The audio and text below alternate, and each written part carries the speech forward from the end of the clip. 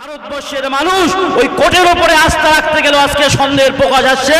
কেন তারা বলছে আস্থার উপরে নাকি রায় হচ্ছে, ওখানে বাবরি মসজিদ ভেঙে দিয়ে ওখানে মন্দির তৈরি করলো। আজকে ওই জায়গার পাশে যেখানে বাবরি মসজিদ ছিল, ভাই যেন তথ্য দেবেন, আজকে তারা দেখিয়ে দিল আমরা রাম মন্দির করেছি, এটা ফেক ব্যাপার। অন্য জায়গায় মন্দির তুলেছে, অন্য জায়গায় মন্দির করেছে। আমি আপনাদের কাছে বলতে চাইছি, মুসলমানের তাম মসজিদগুলোকে যদি ভেঙে দেওয়া হয়, মুসলমানের কি নামাজ বন্ধ হয়ে যাবে? এরা মুসলমানের ঈমান সম্পর্কে এখনো খবর রাখে না, এরা এখনো জানে না। মুসলমানের তাম মসজিদ ভেঙে দিল।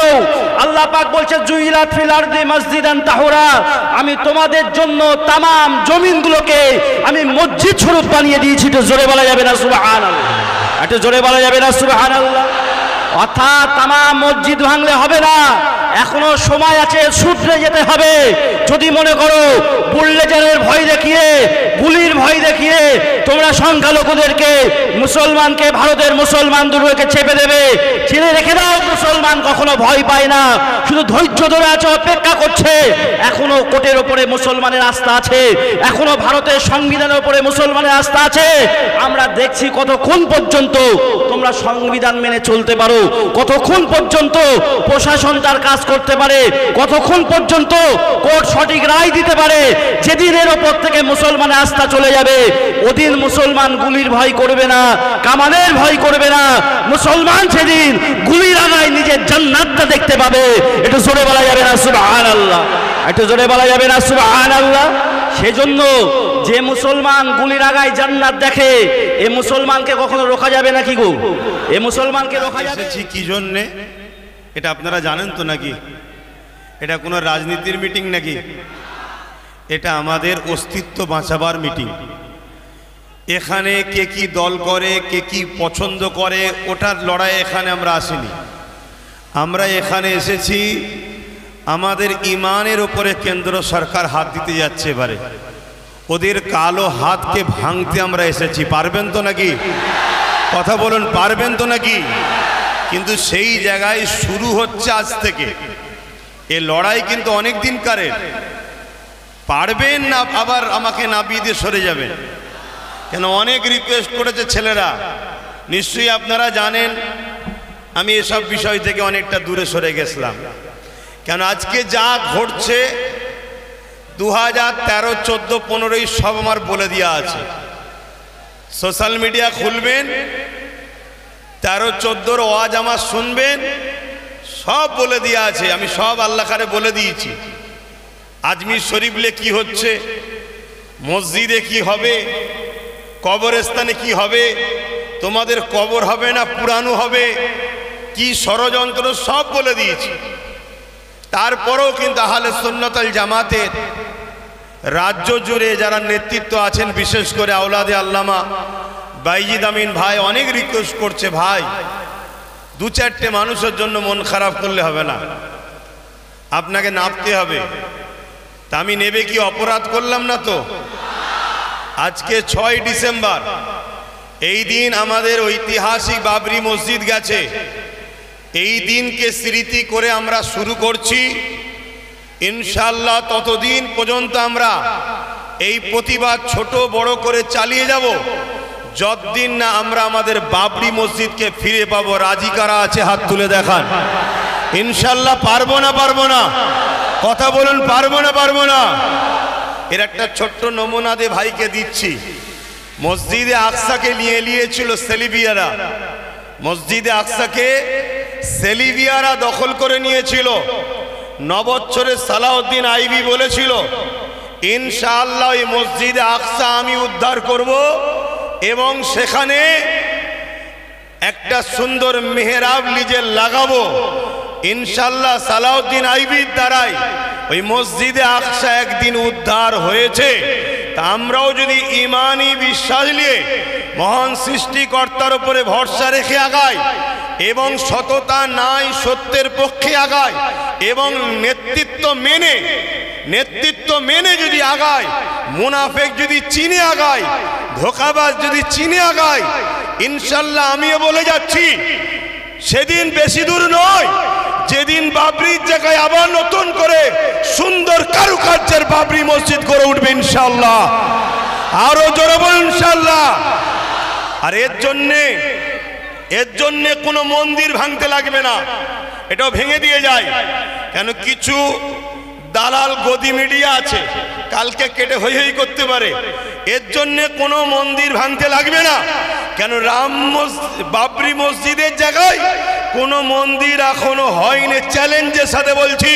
কেন আমার খোদার জায়গাতে কোনো মায়ের লাল এমন পয়দা হয়নি সেখানে অন্য কিছু করে দেখাতে পারে। জোরে বলুন সুবহানাল্লাহ, জোরে বলুন নারে তাকবীর। কেন এটা কোনো পার্টির মিটিং নয়, এখানে নরের তাকবীর চলবে, সুবহানাল্লাহ চলবে, এটা ধর্মীয় মিটিং। কথা মাথায় ঢুকছে তো নাকি? হ্যাঁ, এখানে আমাদের ঘুমকে প্রায় ভাঙিয়ে দিতে যাচ্ছে কেন্দ্র সরকার। পুরো এখনো ভাঙেনি, পুরো ভাঙলে তার ভয়ানক ব্যবস্থা হবে। তার শুরু 6 ডিসেম্বর থেকে। আগামী দিন দরকার হয় ব্রিগেড, না হয় শহীদ মিনার, যেটা হোক। প্রস্তুত তো নাকি? ধোকা নয় তো, ধোকা নয় তো। আমি এই লড়াই কিন্তু পুরো বাংলার অলিতে গলিতে করার পর সব ফাইনাল রাজ্যের পক্ষ থেকে এখানে, তারপরে বিভিন্ন রাজ্যে আরো যিনারা করছেন তেনাদের সবাইকে একসাথে হয়ে আমরা প্রয়োজন হয়, বুঝতে পারছেন তো নাকি? প্রয়োজন হয় শুধু সেখানে যাব না দখল করতে। এখন ভাই আলোচনা করবে, তারপর আমি করব।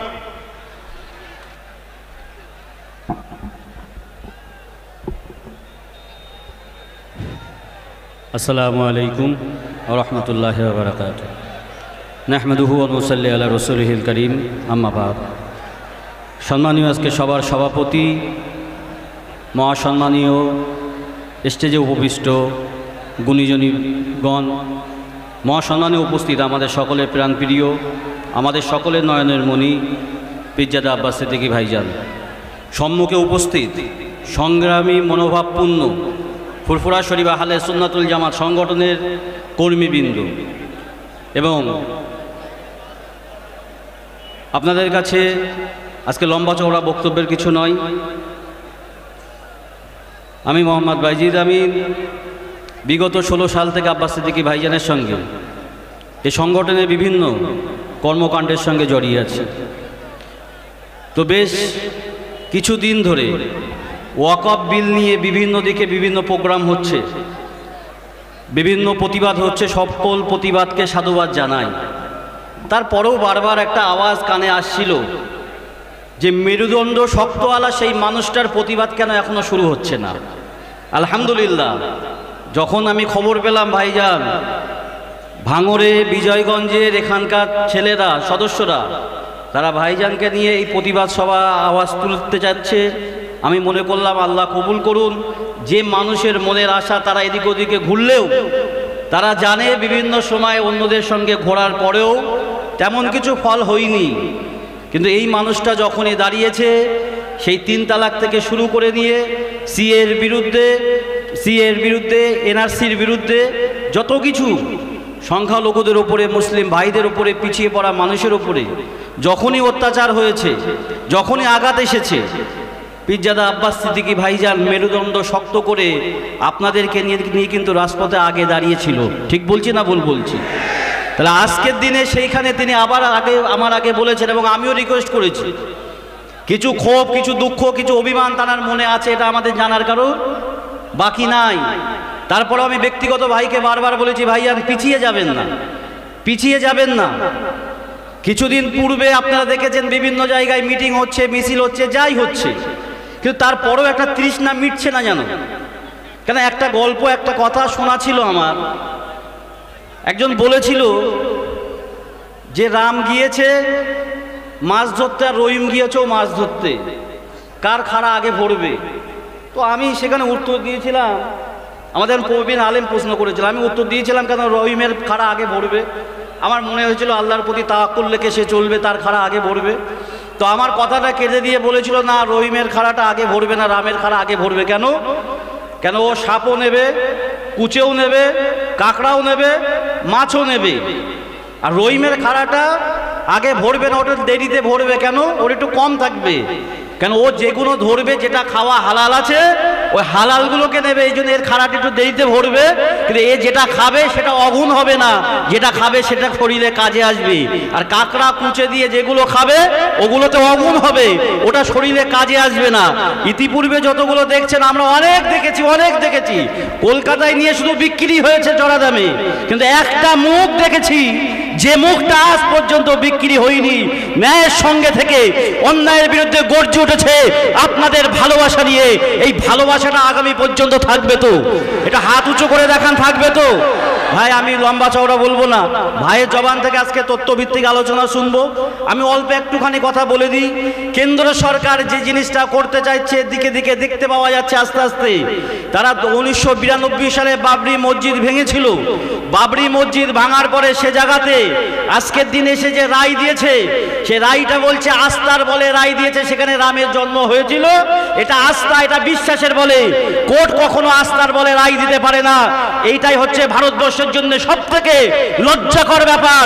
কেন আজও পর্যন্ত গ্রামের কোনায় কোনায় যদি তারা জানে পার্টির মেম্বার, পার্টির বড় লোক, গ্রামের বড় লোক, গণিজনী মানুষরা তারা যদি বিচার নাও করে, তাদের বিচারটা কোর্ট করবে, বলে তোর বিচারটা আমি কোর্টে গিয়ে করে নেব। এই আস্থা আজও ভারতবর্ষের অন্তরে ছিল।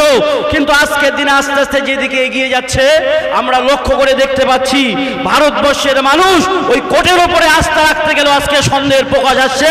কেন তারা বলছে আস্থার উপরে নাকি রায় হচ্ছে, ওখানে বাবরি মসজিদ ভেঙে দিয়ে ওখানে মন্দির তৈরি করলো। আজকে ওই জায়গার পাশে যেখানে বাবরি মসজিদ ছিল, ভাই যেন তথ্য দেবেন, আজকে তারা দেখিয়ে দিল আমরা রাম মন্দির করেছি, এটা ফেক ব্যাপার। অন্য জায়গায় মন্দির তুলেছে, অন্য জায়গায় মন্দির করেছে। আমি আপনাদের কাছে বলতে চাইছি, মুসলমানের তামাম মসজিদগুলোকে যদি ভেঙে দেওয়া হয়, মুসলমানের কি নামাজ বন্ধ হয়ে যাবে? এরা মুসলমানের ঈমান সম্পর্কে এখনো খবর রাখে না, এরা এখনো জানে না। মুসলমানের তামাম মসজিদ ভেঙে দিল। আল্লাহ পাক বলছে জুইলাত ফিল আরদি মসজিদান তাহুরা, আমি তোমাদের জন্য তামাম জমিনগুলোকে আমি মসজিদ স্বরূপ বানিয়ে দিয়েছি। তো জোরে বলা যাবে না সুবহানাল্লাহ? একটু জোরে বলা যাবে না সুবহানাল্লাহ? অর্থাৎ তামাম মসজিদ ভাঙলে হবে না, এখনো সময় আছে, সূত্রে যেতে হবে।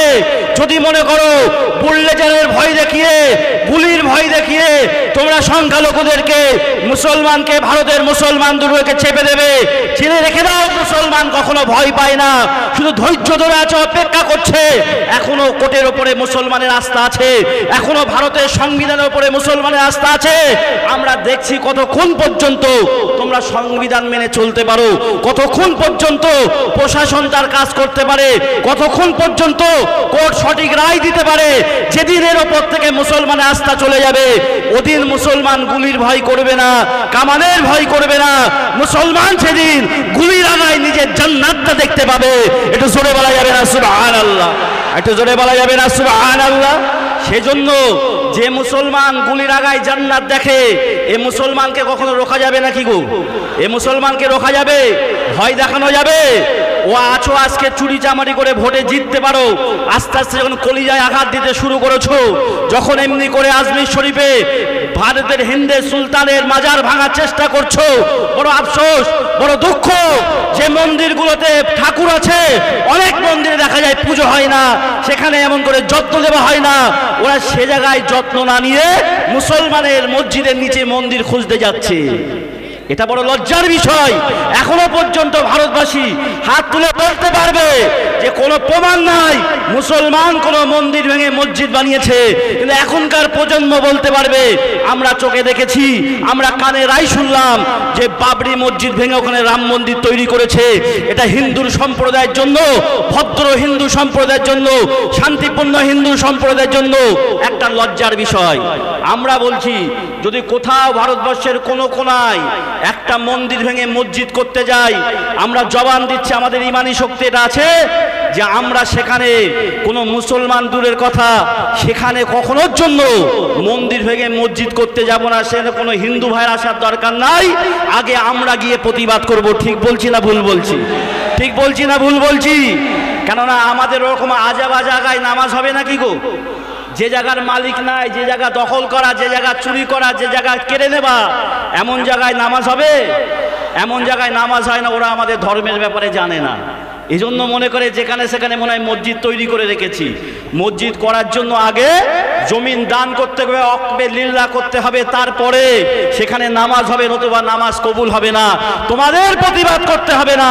যদি কোনো মসজিদ কোনো জায়গা দখল করে মুসলমানরা অন্যায়ভাবে মসজিদ করে, তাহলে মুসলমানের মুক্তি কমিটি যারা আছে তারাই আগে ব্যান করে দেবে, বন্ধ করে দেবে। তোমাদের আসার দরকার নাই, হস্তক্ষেপের দরকার নাই। আর ছোট্ট একটা কথা বলে দিই, এটা বড় ষড়যন্ত্র। ওরা দেখছে জ্ঞানব্যাপী মসজিদে কিছু করতে গেলেই বাধাপ্রাপ্ত হচ্ছে, আলাদা আলাদাভাবে এক এক করে বাধাপ্রাপ্ত হচ্ছে। তাহলে একটা সূক্ষ্ম পরিকল্পনা খেলেছে, ওয়াকাফ সম্পত্তি যেটা আছে সেটা আমাদের হস্তক্ষেপ করতে হবে। ওয়াকাফ সম্পত্তি যখন হস্তক্ষেপ করবে, তাহলে দেখা যাবে একটা ওয়াকাফ সম্পত্তি যখন নিয়ে নেওয়া হলো, ওই ওয়াকাফ সম্পত্তির উপরে যত হাজার মসজিদ আছে, যত মাদ্রাসা আছে, সেই মাদ্রাসাগুলো মসজিদগুলোর উপরে তারা হস্তক্ষেপ করতে পারবে না, পারবে না? কথা বলেন। এই জন্য তারা ওয়াকাফ সম্পত্তির উপরে আজকে লক্ষ্য দিয়েছে, তাকিয়েছে যে এক এক করে ধরবো না, একসঙ্গে সব ধরার চেষ্টা করব। আমরা বলছি একটু ধৈর্য ধরো, একটু সবর করো। আমাদের সবরের যখন বাঁধ ভেঙে যাবে, আস্থা যদি আজকে যদি প্রশাসন কোর্ট যদি সঠিক বিচার না করে, আমরা মুসলমান ঘরে থাকবো না। যারা হাজি সাহেব আছে, ঘরে কাফন রাখা আছে না নাই? এ রাখা আছে না নাই? কেন মক্কায় গিয়েছে, হজ করেছে, যে এহরাম পরেছে ওটা হলো কাফন। প্রত্যেকে ওখান থেকে জমজম পানিতে ধুয়ে ঘরে রেখে দিয়েছে। যে আরে যদি প্রয়োজন পড়ে, মারা যাবার পরের জন্য অপেক্ষা করছে, আলমারিতে গুছানো আছে। যদি প্রয়োজন পড়ে জিন্দা অবস্থায় ওই কাফনটা সঙ্গে দিয়ে আমরা রাস্তায় রাখতে রাজি আছি। এটা কেন্দ্র সরকার পর্যন্ত আওয়াজ পৌঁছে দিলাম। আর সাথে সাথে এটাও বলে দেব, রাজ্য সরকার তুমিও সাবধান হয়ে যাও। আজকে যখন খাজা মঈনুদ্দিন চিশতি আজমিরি হুজুরের দরগায় হাত দেওয়ার চেষ্টা করছে বাংলার জমিনে, যে সংখ্যালঘুর ভোট নিয়ে তুমি চেয়ারে বসে আছো, একটা তো বার্তা দিতে পারতে যে এমনি ভাবে সংখ্যালঘুদের কলিজা দিলে আঘাত করো না, আমি এখানে বসে মানবো না। কিন্তু কোন নেতা নেত্রীর জবান থেকে প্রতিবাদ দেখতে পাচ্ছি না। এটা আমাদের জন্য বড় লজ্জার বিষয়, এটা বড় লজ্জার বিষয়। যারা মুনাফিক মুসলমান আছো, চিন্তা করে দেখে নাও, রাস্তার জন্য, লক্ষ্মী ভান্ডারের জন্য, দু পয়সার জন্য, কাঠমানির জন্য তুমি আজকে যারা পিছনে যাচ্ছ, তোমার কলিজা, তোমার ঈমান, তোমার আখিরাত, তোমার জান্নাত তারা কেড়ে নিচ্ছে। আজও কি চুপ থাকবে? তুমি কি প্রতিবাদ করবে না? তোমার কি চোখ খুলবে না? এজন্য আপনাদের কাছে যারা এখানে আছে, আগামী প্রজন্মের জন্য, নিজের ঈমান বাঁচানোর জন্য মরতে একদিন হবেই। মৃত্যুটা যেন হয় ঈমানের সহিত। মৃত্যুর পূর্বে পরে একদিন না একদিন হলো আল্লাহ আমাদের জন্য রহমতের জান্নাত রেখে দিয়েছে। অর্থাৎ ভয় পাওয়ার দরকার নাই। বাঁচতে যদি হবে, ও বিড়ালের মতন বছর বছর বেঁচে কাজ নাই, বাঘের মতন একটা ঘন্টা বেঁচে দেখাবো ইনশাল্লাহ। তাদের যা এদিক ওদিকে গিয়েছে সব গুটিয়ে ঘরে ঢুকিয়ে দেবো ইনশাল্লাহ। ভাই আমার, দোস্তের আমার, সময় সংক্ষেপের দিকে আমি আর সময় নষ্ট করব না। আমাদের কর্ণধার পীরজাদা আব্বাস সিদ্দিকী ভাইয়ান তিনি মূল্যবান আলোচনা রাখবেন। আমি দুটো কথা আপনাদের কাছে বললাম, মাথা রাখবেন, মাথায় রাখবেন, চোখ কান খোলা রাখবেন। কোথায় যাবেন, কোথায় আসবেন, কি করবেন, একটু ভেবে চিন্তে চলুন। এ বলে আমি আমার বক্তব্য থেকে বিদায় নিচ্ছি। ও আখিরি দাওয়ানা আলহামদুলিল্লাহ। আসসালামু আলাইকুম। আহলে সুন্নাতুল জামাত জিন্দাবাদ।